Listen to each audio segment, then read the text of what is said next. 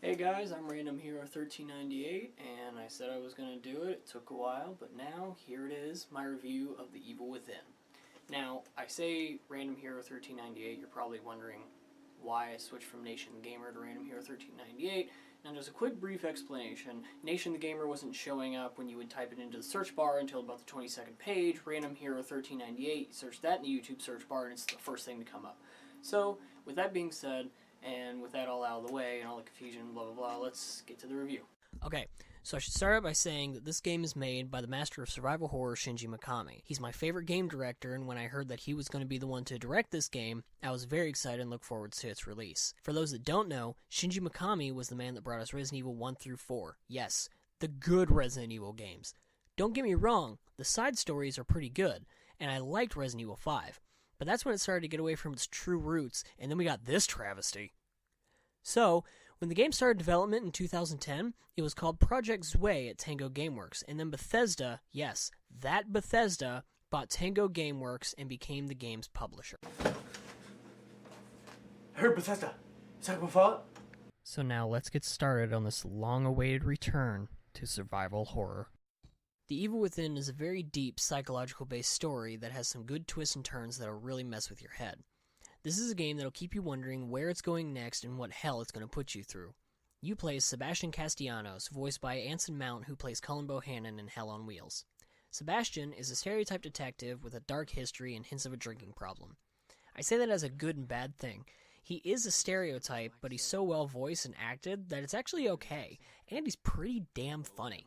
I really like him as an overall character. He says and reacts the way I would to the things that he sees and the things that happen to him. So, you're investigating a string of murders that lead to this big-ass hospital where you meet someone not so fond of how close you're getting. Carrying on with the story, Ruvik has sent you into a world where people aren't exactly right in the head. This is my brother, Valerio. Leslie's original doc. Peel away. Yes, expose everything. Hey, what are you doing? You start moving through this hellhole, avoiding traps, enemies, and whatever else is there. You walk out of the alternate hospital that you're in to find the world falling apart and everyone you know slowly falling deeper into the madness.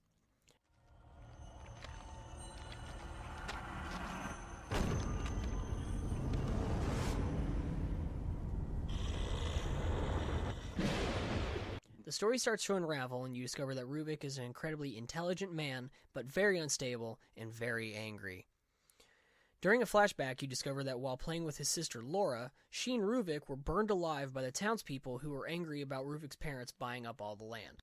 Yeah, I mean, I know that doesn't exactly fit into the story. You know, they're buying our land. How dare they? Time to murder! But very quickly and thoughtfully, Laura saved Ruvik before he was completely burned. After discovering this, you find out more about Ruvik's work on STEM. STEM is a project meant to unite minds, feelings, consciousness, and so on into one, felt and experienced by all those linked to the machine. Exploring further, you see how STEM was developed and what Dr. Marcello did to Ruvik. Now, let's talk about our protagonist here for a sec. Throughout the game, you discover more parts of Sebastian's past through journal entries around save points. His wife, Myra, who was also a cop, started to become distant and then just disappeared after their daughter burned to death in their family home. Lots of fire in this game, huh?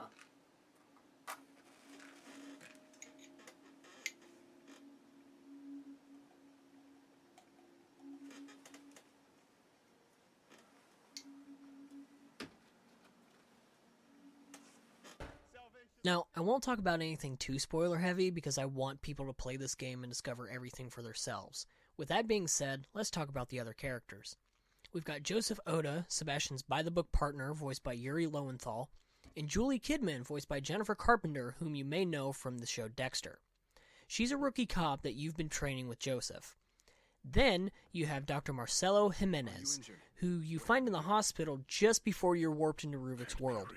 Dr. Jimenez is an intelligent, caring man who only wants to not only get out of this place, but also wants to get his patient, Leslie, out too. Leslie Withers is, as I said, Dr. Marcella's patient, and has some kind of connection to everything that's going on, and you need to figure out what that is before Ruvik gets to him. And then there's Ruvik. What can I say about Ruvik? He's scary, he's intimidating, he's the main antagonist.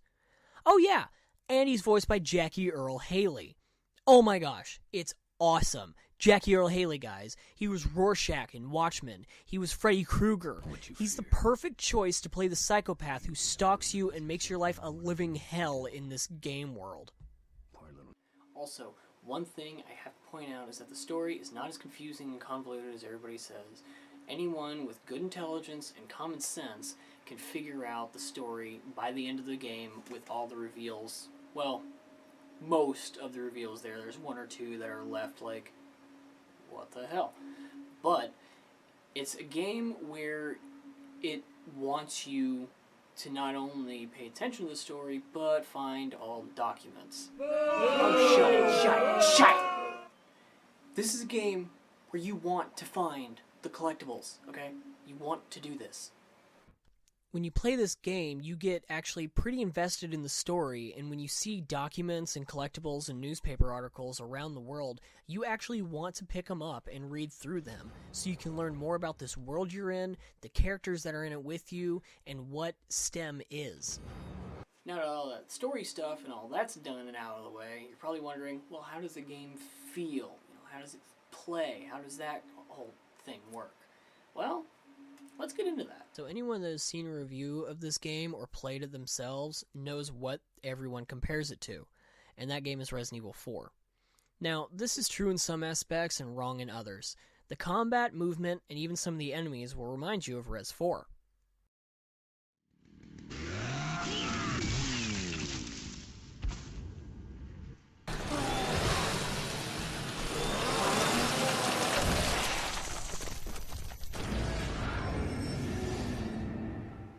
Yeah. See what I mean? But is this a bad thing? Not really. I mean, Shinji Mikami has an affinity for chainsaw killers. He loves them. So, at this point, I kind of expect it in every game he's ever worked on. But just like in Res 4, you have the third-person, over-the-shoulder camera view, especially when you're shooting enemies.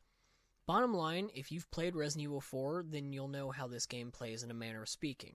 And this is not a bad thing at all. I cannot emphasize that enough. Resident Evil 4 was a dream to play and had really good tight controls, and so does The Evil Within. One complaint I do hear a lot about The Evil Within, though, is the black bars. On the game screen, there are these black bars at the top and bottom of the screen, for us console gamers anyway, that obstruct your field of view.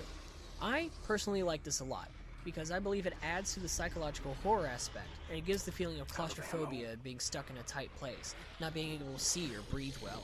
It adds to the tension and gives more suspense while playing.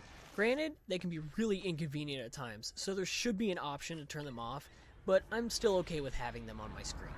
Okay, so there are problems with the gameplay too. Like, I don't know, this? This is so annoying. Okay, look at Sebastian. Seriously, look at him. He's a pretty big guy. He's not like Mr. Universe or anything, but he could very easily push someone off of him. Why does this even happen? Why does he just cower when someone grabs him and then lets them stab him in the chest? Why? I don't even care if it was a simple QTE. It would have been fine. It's a lot better than cowering back and letting frickin' Granny Rags stab you in the chest. Like, seriously, what kind of built stereotype cop is just like, I'm gonna shake this guy off, but oh no, it's a creepy old woman with the butcher knife. I'm just gonna, take it. So, the other issues are things like the gun's damage level. They all say 100%. How did this pass? Why is it that you have to figure out how strong each gun is by using them out in the field? Why can't there be a normal rating like all the other stats on the guns? The handgun, for instance, is actually a lot better than you'd think. The sniper is a one-hit killer 80 to 85% of the time, and the shotgun is good for crowds, same as any shotgun, but you do have to get up close just like every other game. Once you start upgrading these guns, though, that's when things get interesting. The guns start hitting harder, shooting faster, and there's a critical percent upgrade to increase the chance of killing an enemy in one hit with a headshot. I would highly recommend doing this on the handgun first before anything else because it makes the game a hell of a lot easier and you'll get an insta-kill more often than not. Now, you remember a second ago when I said that it would make the game easier? You know, like literally 3 to 4, maybe even 5 seconds ago. I meant that. This game is hard, okay? Bottom line, this has got to be one of the most difficult and unforgiving games I've ever played in a really long time. I mean, it's pretty damn close to Dark Souls. In the 20 hours it took me to beat it, I died 90 times. Now, that may not sound like much, but the reviewer in IGN died 218 times in 23 and a half hours. So even in the game booklet, yes, the game booklet, right here. You know, the things we haven't seen since the early 360 era, because games don't do this anymore for some reason, because they're annoying and they want you to go online to their website and do everything.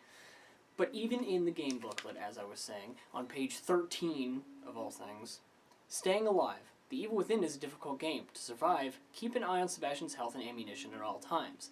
And then at the very bottom, it continues on. It says, death will come often and when you least expect it. Good luck. So yeah, you're gonna die. A lot. And it sucks. But the checkpoint system is actually pretty good, and it won't set you too far back when you die. This is another plus for me. Yes, you die, yes, it sucks, and, you lose some progress. But this game is actually a nice challenge. I mean, Advanced Warfare was kinda challenging, but, it more so had huge spikes of difficulty that came out of nowhere, and then went back to a normal breeze. Shadow of Mordor can be really rough at times, but not like this. This game will piss you off with how difficult it can be, and that's only on survival mode, which is the normal difficulty setting. So the big question that's often asked about this game, it was even a big question for me, was is it scary? I mean, everything I saw, it looked creepy, and it definitely looked really, really gory. But is it scary? The answer is yes. This game is incredibly scary. Now, starting out, I wasn't expecting too much. I'd seen most of the gameplay videos, and they looked creepy, but they never made me jump. But then I got into what they didn't show. The Evil Within is a great return to survival horror. It has this overwhelming sense of fear all the way through. I really felt uneasy the whole time I played this game, and when I did play it, I could only play it for an hour to an hour and a half at a time. It actually gave me nightmares once. The environments are such a big factor in horror, and they do not disappoint here. The environments are amazing. This is proof that lighting is so important in survival horror. It can make a game look great and unsettling, or you can totally screw it up and make the game look more just like a normal place than an actual scary environment. You constantly feel uncomfortable playing this game. You want to turn the lights on and have someone next to you while you play, but you must turn the lights off, play it alone. It's the only way to 100% enjoy this game. The game's pacing is up and down in a way that it's scary, unsettling, and downright disturbing. And then you get an action section. And then you get more chapters of horror, and then there's an action chapter. So, would I say it's more action-oriented? No, it's got action in it, but does that take away from the survival horror aspect? No, because throughout the game, in survival horror fashion, you are never really stocked on supplies, unless you really hoard them. There's barely enough ammo, health packs, or parts for your bolts. You've got to really search through everything to find any kind of supply.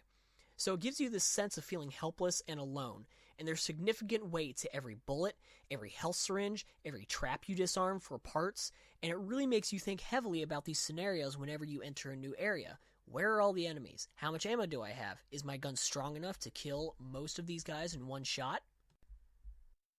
Although, tension can sometimes be killed a smidge by an ammo dump before and after a boss fight. But at the same time, these ammo dumps aren't actually all that big. They range from a box of 6 to 7 sniper bullets, or 2 to 5 shotgun shells, and the usual 6 to 10 handgun bullets that you would see in, once again, Resident Evil 4. So sometimes you'll know what to expect, but even more so, you have no idea. So, what do I think of this game? Well, I love it. It really is a true callback to survival horror. It's dark, brooding, and even very, very disturbing at times. It's got a slightly confusing yet solid story and really good, interesting characters, even if they're a stereotype. I would highly recommend this to fans of horror, fans of Shinji Mikami, or just someone who likes games that are really, really good. Alright, so that was The Evil Within. If you guys enjoyed this video, go ahead and click the like button. If you want to see more of my stuff, subscribe. I mean, why not? It's just another channel for you guys to watch all kinds of awesomeness. If you have any thoughts on the game, go ahead and leave me a comment down below, because I will absolutely read it. I love reading feedback and whatnot. If you want to see me play the game, there's going to be an annotation up here in the left-hand corner. My left-hand corner, anyway. If you want to see my other review, which is for Call of Duty Advanced Warfare, I'm going to squeeze that right down here. And the cameo was by Desi the Gamer, who you all have seen before, and his channel is right here. So thank you guys for watching, and I'll see you next time.